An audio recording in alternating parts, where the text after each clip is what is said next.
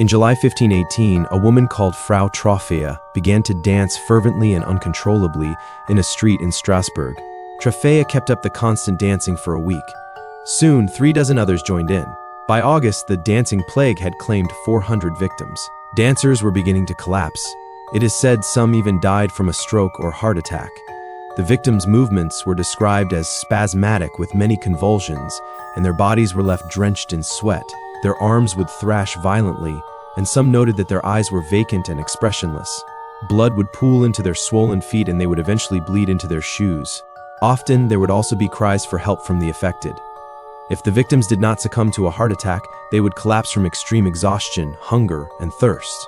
There were as many as 15 deaths per day during the outbreak's peak. No one knew what caused this reaction, which meant no one understood how to remedy it. By early September, the outbreak began to subside, when the dancers were sent to a mountain shrine to pray for absolution. Historical documents and notes issued by the Strasbourg City Council are clear that the victims danced. It is not known why. Historical sources agree that there was an outbreak of dancing after a single woman started dancing, and the dancing did not seem to die down.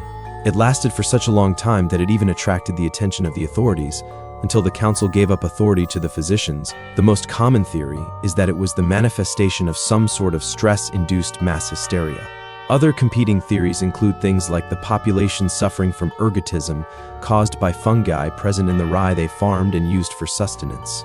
Whatever the case may be, the dancing plague of 1518 remains one of the strangest human-centered phenomena ever recorded.